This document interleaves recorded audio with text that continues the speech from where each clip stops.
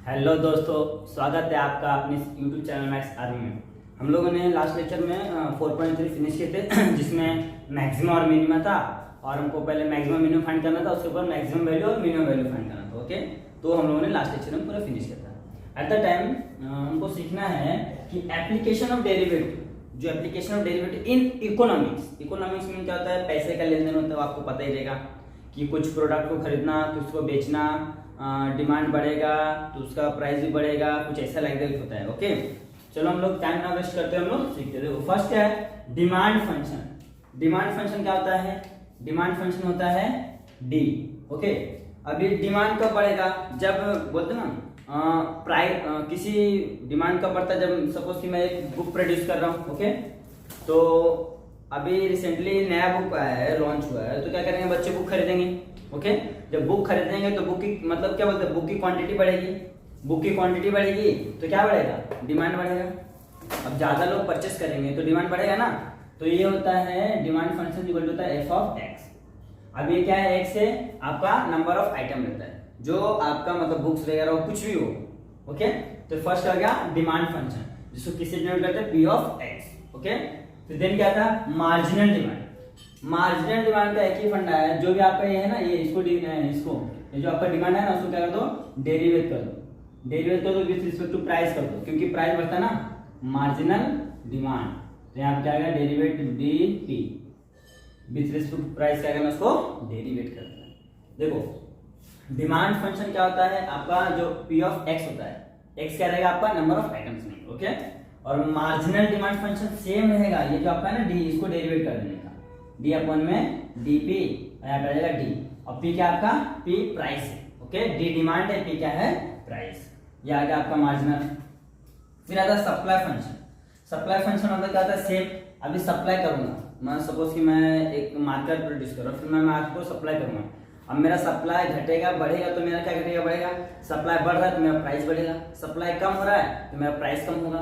तो सप्लाई को मैं किसके रिस्पेक्ट में करूंगा, इसको डेरिवेट करूंगा, या तो किसके रिस्पेक्ट में फंक्शन रहेगा, प्राइस की। ओके, यहाँ पे देख लो, सप्लाई इज इक्वल टू क्या है, जी ऑफ पी। जी एक फंक्शन है, जिसे यहाँ पे मैं पी ऑफ एक्स लिया हूँ, यहाँ पे जी ले सकता हूँ, आप एफ ऑफ एक्स रख सकते हो, कुछ भी ले सकते हो। ओके, तो ये हो गया आपका सप्लाई फंक्शन। अब सेम आता है मार्जिनल सप्लाई। तो मार्जिनल सप्लाई में जैसे हमने इसको यहाँ पे क्या किए थे, मार्जिनल डिमांड में डी को डेरिवेट किए थे, तो यहाँ पे मार्जिनल सप्लाई में मैं एस को डेरिवेट करूँ। कैसा, देखो डी, अच्छा मार्जिनल सप्लाई ना, तो supply M is equal to D S upon में विथ रिस्पेक्ट टू प्राइस, में क्या करूंगा, सप्लाई को डेरिवेट करूंगा। ओके, ये हो गया आपका मार्जिनल सप्लाई। हाँ, अब आता है देखो सप्लाई क्या हो जाएगा, S is equal to G of P होता है, पी प्राइस है, एस क्या सप्लाई है, और जी फंक्शन है। मार्जिनल सप्लाई क्या होता है, मार्जिनल सप्लाई को ऐसे डिनोट कर सकते हो हम, S M. Okay, is equal to क्या आएगा, डी एस अपॉन में डी पी। ये क्या है, एक पूरा डेरिवेटिव, किसका डेरिवेटिव किया हम लोगों ने, एस का। एस क्या अपना सप्लाई है। अब आ जाओ total cost function. Total cost यानी कि सी इज इक्वल टू क्या रहेगा आपका, सी इज इक्वल टू रहेगा एफ ऑफ एक्स, जो भी आपका फंक्शन दिया रहेगा। ओके, ये देखो C is equal to F of X, ये हो गया आपका total cost function. Total cost मतलब कि अगर मेरे को ये मार्कर बनाना, तो उसको मार्कर को बनाने में कितना मेरे को खर्चा जा रहा है, कितना एक्सपेंसेस जा रहा है, वो होता है टोटल कॉस्ट। ओके, अभी देखो इसमें आता है marginal cost. Same marginal cost में क्या करना है, सी को क्या करना है, डेरिवेट करना विद रिस्पेक्ट टू एक्स। आ गया, ये आ गया आपका marginal cost. Marginal cost is equal to D C upon में डी एक्स। देख लो, marginal cost is equal to D C upon में डी एक्स। सी क्या है, सी आपका क्या है, टोटल कॉस्ट है, और डी अपॉन में डी एक्स क्या है, डेरिवेटिव है। ओके, ये हो गया आपका मार्जिनल कॉस्ट। अब आता है एवरेज कॉस्ट। एवरेज मींस क्या होता है कि आप लोग मैच तो देखते होंगे, तो उसमें देखो बोलते हैं ना कि विराट कोहली का इतना औसत है, इतना एवरेज है, पर मैच उन्होंने 50 के औसत से रन बनाए, 50 के एवरेज से रन बनाए। मींस वो क्या करते हैं मालूम है, जब से खेलना स्टार्ट किया है और लास्ट तक पूरे मैच में कितने रन बनाए सबको प्लस करते हैं, बराबर, और जितने मैचेस खेले उससे डिवाइड करते हैं, तो क्या मिल जाता है उनको, एवरेज मिलता है कि भाई इन्होंने पर मैच अप्रोक्सीमेट इतना के एवरेज से औसत से बनाया उन्होंने। मींस कि सपोज कि अगर देखो मैं यहाँ पे एग्जांपल देता हूँ कि फर्स्ट मैच में 80 रन, सेकेंड मैच में 90, और थर्ड मैच में 5, फोर्थ मैच में 8। ओके, तो अब इसका मुझे एवरेज निकालना है। तो मैं क्या करूंगा, सबको प्लस कर, कितना मैच के लिए 1 2 3 4, तो 4 से डिवाइड कर दिया। तो देखो 80 90 कितना होता है 9 9 8 9 16 17, मतलब कि 170 8 5 13 यानी कि 183, 183 अपन में 4 से डिवाइड करो, 4 4 जा 16, 4 4 जा 16, 2 बचे 3, 4 बचे 20, 3 4 7 28, 4 बचे 20। देखो तो उनका जो औसतन है, औसतन मतलब कि उनका एवरेज पर मैच में उन्होंने कितने की स्कोर किया, देखो 45.75 रन के मतलब हिसाब से उन्होंने पर मैच में क्या क्या स्कोर किया। ओके, तो ये होता है आपका एवरेज, मतलब कितना टोटल है। अभी मैं आपको कॉमर्स वर्जन समझाता हूँ कि मेरा सब जो एक महीने में मैंने बहुत सारे प्रोडक्ट बेचे, तो जितने प्रोडक्ट बेचे उनका जो कॉस्ट ऊपर लिख दूंगा और जो नंबर ऑफ प्रोडक्ट नीचे लिख दूंगा।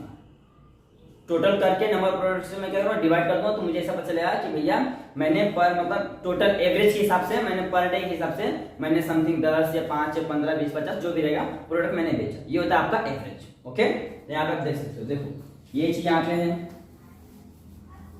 देखो क्या है एवरेज कॉस्ट। देखो एवरेज कॉस्ट क्या है, सी आपका कॉस्ट हो गया और एक्स क्या हो गया आपका नंबर ऑफ आइटम्स है, जिस चीज को क्या किया है डिवाइड किया। Okay, I got it. ये बहुत ही मतलब है तो दिखने में थोड़ा क्रिटिकल लेकिन बहुत ही इजी है। एवरेज बोला है, एवरेज मींस क्या करना है, उसे डिवाइड कर दो। कॉस्ट बोला है तो कॉस्ट किसके ऊपर आता है, आइटम्स के ऊपर आता है, मतलब कुछ तो प्रोडक्ट रहेगा उसके ऊपर कॉस्ट रहेगा। ओके, तो यहाँ से मैंने कॉल क्या क्या है, नंबर ऑफ एक्स क्या है, नंबर ऑफ आइटम है, और आपका क्या है सी क्या है कॉस्ट। तो कितना कॉस्ट हो रहा है कितने आइटम पे, वो हमको बताना होता है आपका एवरेज। ओके, अब आ जाओ टोटल रेवेन्यू। रेवेन्यू क्या होता है कि आप एक साल या एक महीने में कितने प्रोडक्ट बेचते हो और कितना डिमांड, मतलब कितना प्राइस है और डिमांड कितना, मतलब कि प्राइस डिमांड बढ़ेगा तो प्राइस भी बढ़ेगा, डिमांड कम होगा तो प्राइस भी कम होगा। तो दोनों में कितना ज्यादा कम ज्यादा हो रहा है वो आपका होता है रेवेन्यू। ओके, प्राइस और डिमांड बढ़ रहा है या कम हो रहा है, टोटल 1 ईयर ले लो, 1 मंथ में ले लो, 6 मंथ ले लो, क्वार्टरली ले लो, एनुअली ले लो, हाफ ईयर ले लो, जैसा भी आप ले सकते हो, नो डाउट। तो देखो तो यहाँ क्या total revenue equal to P into D, P is the price, D is the demand। Okay, अब आता एवरेज, तो सेम क्या करूंगा मैं, एवरेज में क्या करना पड़ेगा मेरे को, एवरेज में मैं डिवाइड कर दूंगा। देखो एवरेज में क्या आएगा आपका R हो जाएगा और अपन में क्या जाएगा R बढ़ेगा। ओके, लेकिन कब बढ़ेगा, जब डिमांड को मैं उससे क्या करूंगा, R मतलब रेवेन्यू होता है, जब डिमांड ज्यादा कम होगा तब जाके आपका रेवेन्यू चेंज होगा। अब रेवेन्यू का वैल्यू ऑलरेडी हमने निकाल के रखा है P into D, तो देखो R के जगह क्या जाएगा P into D अपॉन में D, डी कैंसिल क्या बच गया P। तो आपका एवरेज रेवेन्यू क्या आता है, P होता है। देखो यहाँ पे वही चीज लिखा हुआ है, ये कैसे है, देखो एवरेज रेवेन्यू क्या था आपका रेवेन्यू अपॉन में डिमांड, डिमांड बढ़ेगा घटेगा तभी आपका रेवेन्यू बढ़ेगा घटेगा। ओके, औसतन हमको निकालना ना, तो ये हो गया। अब देखो R का वैल्यू ऑलरेडी निकाल के रखा P into D, तो P into D रख दिया, डी कैंसिल P मिल गया। ओके, अब आ जाओ टोटल प्रॉफिट।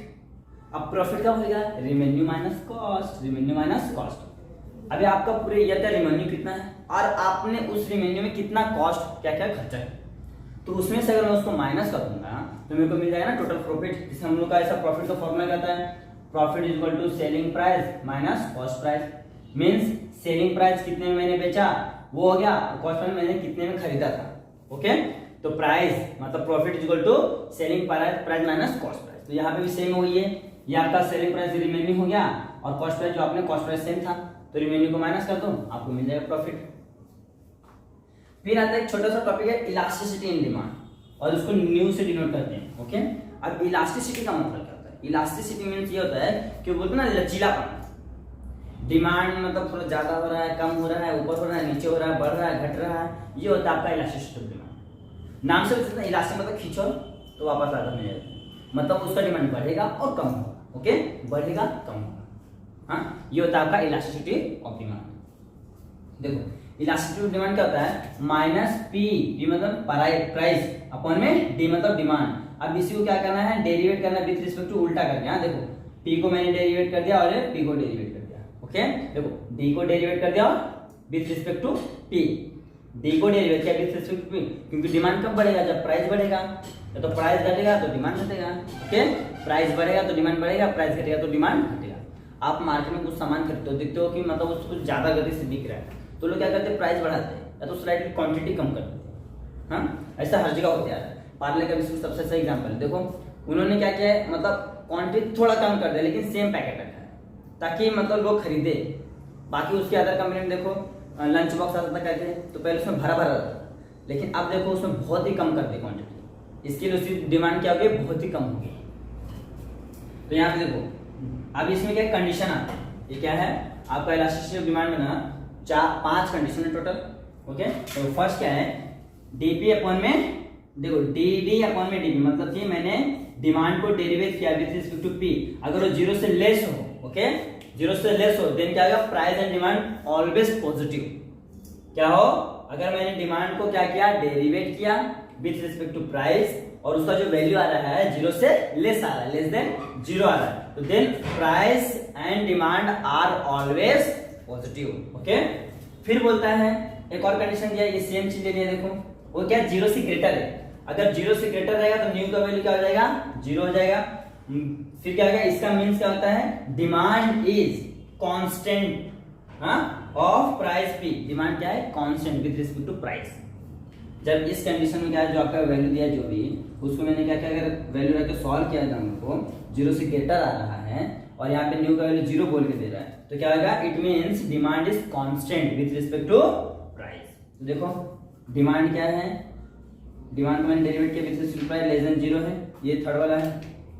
देन क्या होता है, डिमांड इज परफेक्टली इलास्टिक, अगर जो 0 से लेस हो, देखो ये क्या था, 0 से लेस था, ये 0 से ग्रेटर होगा, हाँ ये 0 से ग्रेटर होगा, अगर ये 0 से ग्रेटर है देन क्या होगा, डिमांड इज परफेक्टली इलास्टिक, अगर बढ़ रहा है तो इलास्टिक रहेगा ना, ऊपर नीचे तो होगा। और फिर तीसरा क्या है, n इज इक्वल टू, यानी कि न्यू इज इक्वल टू 1, तो क्या होगा, demand is exactly proportional to the price. Proportional मतलब जितना डिमांड बढ़ेगा उतना प्राइस बढ़ेगा, प्रोपोर्शनल का मतलब कहता है कि एक बढ़ेगा तो दूसरा ही बढ़ेगा।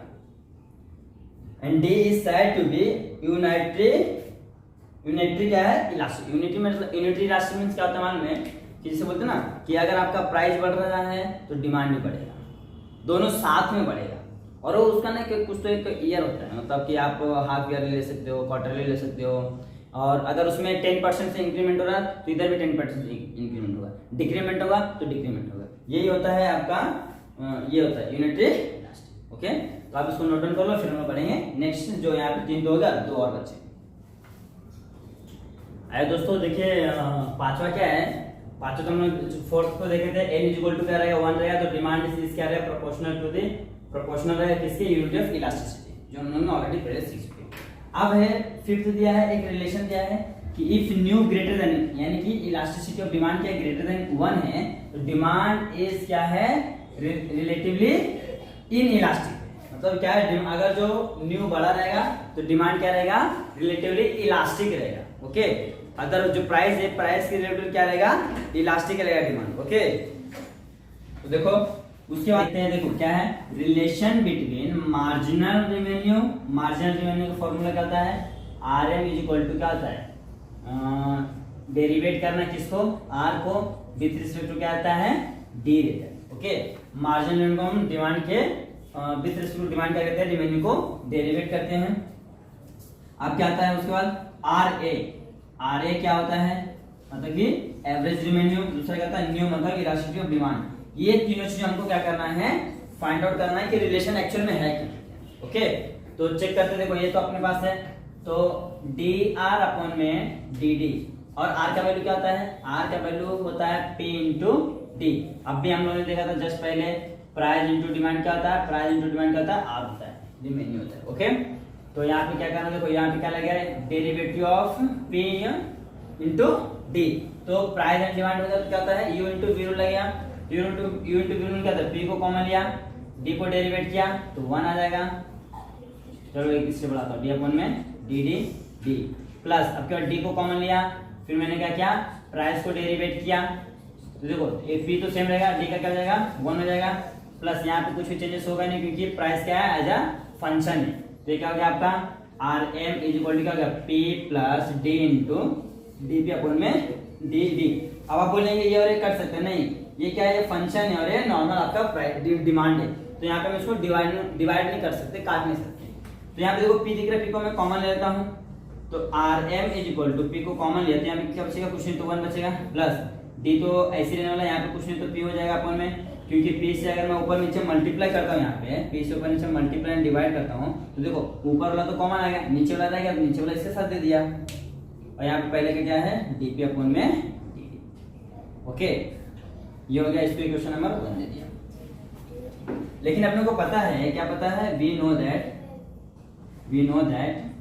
क्या होता है, न्यू इज इक्वल टू क्या होता है, माइनस पी अपॉन में D into D D upon में डी, ये अपना रिमेन्यू होता है। तो एक काम करता हूं मैं, यहाँ से माइनस को मैं पहले कॉमन लेता हूँ, तो क्या हो जाएगा, minus nu is equal to P upon में D is equal to D D upon में डी पी। अब क्या करता हूँ, मुझे ये फॉर्म चाहिए ना, तो इसके लिए देखो डी ऊपर है पी नीचे, तो मुझे डी ऊपर करने के लिए पी नीचे करने के लिए क्या करना पड़ेगा, इसका रेसिप्रोकल लेना पड़ेगा। तो देखो टेक रेसिप्रोकल, तो क्या जाएगा, ये हो जाएगा 1 के अपॉन में न्यू जो कि माइनस में होगा इज इक्वल टू ऊपर डी नीचे पी इंटू यहाँ पे इंटू ऊपर डी पी अपॉन में डी डी। अब देखो यहाँ पे देखो सेम दिख रहा है क्या, इसको लिख दो फ्रॉम इक्वेशन 1। देखो मैं यहाँ से लेता हूँ R M is equal to P plus 1 plus D upon में P into D P upon में डी डी। अब देखो ये सेम दिख रहा है, यहाँ वाला ये वाला पार्ट देखो सेम दिख रहा है, इसको 2 देता हूँ। ओके, तो यहाँ पे लिखो R M is equal to P into, ये तो 1 एज इट इज रहने वाला है, प्लस इसे अभी क्या आ जाएगा, -1 by nu from equation 2। Okay, इतना काम हो गया। अब क्या करना है, देखो प्लस माइनस माइनस हो गया, तो R M is equal to P into 1 plus minus 1 by nu. Okay, ये हो गया। अब क्या करना है, अब हमको एक चीज पता है कि पी किसके इक्वल है, रिमेन्यू, क्या नाम है अपना, एवरेज रिमेन्यू के ऊपर। तो R M is equal to यहाँ पे क्या जाएगा, आर ए ब्रैकेट में 1 माइनस 1 बाय न्यू।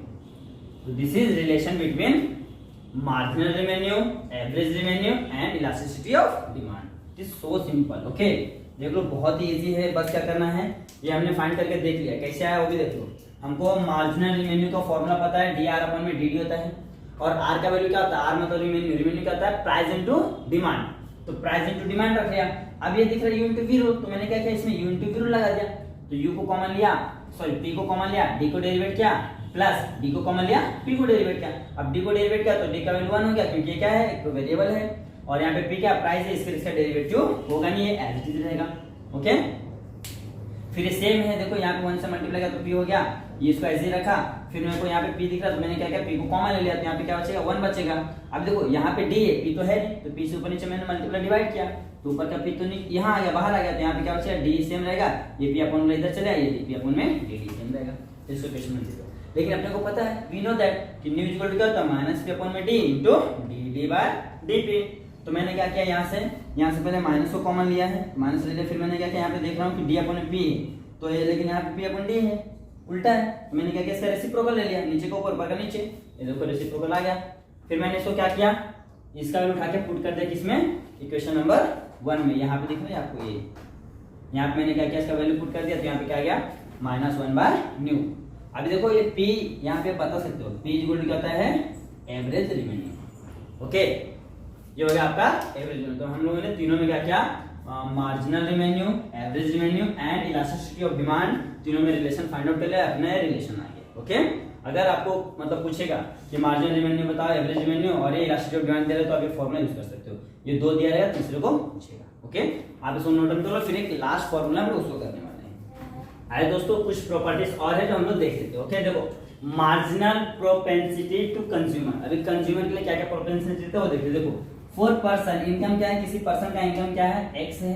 अब उसका इनकम है तो कुछ ना कुछ तो एक्सपेंडिचर रहेगा, खर्चा रहेगा। देखो कंजम्पशन ऑन एक्सपेंडिचर क्या आएगा, AC, ये क्या है, डिपेंड्स ऑन द एक्स। अभी कितना पैसा आएगा डिपेंड उसके ऊपर करता है। अगर किसी पर्सन की इनकम मंथली अगर जो 25,000 है, तो मैक्सिमम मंथली 15,000 मतलब खर्च करेगा और 10,000 मिनिमम सेव करेगा। अगर किसी पर्सन का जो इनकम है 10,000 है तो क्या करेगा, मैक्सिमम 6 to 8,000 क्या करेगा, एक्सपेंडिचर करेगा, खर्चा करेगा, 3 to 4,000 क्या करेगा, और सेविंग करेगा। तो डिपेंड करता है उसका सैलरी कितना है। ओके, तो देखो ये क्या होता है, EC equal to F of X, मतलब जो अपना एक्सपेंडिचर है ना, कंजम्पशन यानी सी, कंजम्पशन यानी सी, ई मतलब एक्सपेंडिचर, इसके ऊपर डिपेंड करता है अपना एक्स के ऊपर। तो एफ ऑफ एक्स क्या हो जाएगा, आपका जितना इनकम है वो हो गया। फिर कहता है marginal propensity to consumer, MPC, same जो आपका इसको मार्जिनल हुआ तो इसको क्या करना है, डिफरेंशिएट करना है विद रिस्पेक्ट टू एक्स, कर दिया। मार्जिनल मींस क्या होता है, जो भी दे रहा है उसको डिफरेंशिएट कर दो। तो देखो जो आपका था एक्सपेंडिचर, कंजम्पशन, एक्सपेंडिचर को मैंने क्या किया, डिफरेंशिएट कर दिया, मेरे को मिल गया मार्जिनल प्रोपेंसिटी टू कंज्यूमर, मैं तो कंज्यूम। फिर आता एवरेज, एवरेज में क्या करना है, सेम इसको क्या करो, इसको डिवाइड कर दो सी से। यहाँ पे क्या मार्जिनल वाला है तो मार्जिनल एमपीसी है ना, MPC इक्वल क्या जाएगा, EC अपॉन में इसको डिफरेंशिएट कर देना है विद रिस्पेक्ट टू किसके, एक्स के। ओके, अब दूसरा क्या बोला, कंज्यूम, एवरेज बोला ना, तो एवरेज क्या करना है, EC अपॉन में एक्स से डिवाइड कर दो, नंबर ऑफ जो भी तुम्हारा पैसे कितने आ रहे हैं उसको डिवाइड कर दो, आपको एवरेज मिल जाएगा, पर मंथ आप कितना खर्चा कर रहे हो साल भर में। फिर सेम इसी के बेस पे आता है दूसरा क्या, मार्जिनल प्रोपेंसिटी टू सेव। अब ये तो खर्चे के लिए हमने देख लिया, अभी हमको सेव के लिए देखना है, सेव हम लोग कितना करते हैं। सेम देखो एस क्या है, एस इज द सेविंग है of a person with the income x, जो एक्स आ रहा है आपका पैसा आ रहा है, और जो एस क्या करो, सेव करो। ओके, देन क्या होता है MPS, मार्जिनल प्रोपेंसिटी सेविंग कितना देगा, सेम इसको क्या करना, एस को डिवाइड कर देना, क्योंकि मार्जिनल वाला तो क्या होगा ds अपॉन में dx। फिर एवरेज बोला है तो एस को क्या करना है, एस को डिवाइड कर देना एक्स से, देख लो एस को डिवाइड कर दे एक्स। ओके, अब इसमें एक चीज और आता है कि हियर क्या एक नोट दिया है कि होता है x is equal to EC plus का s।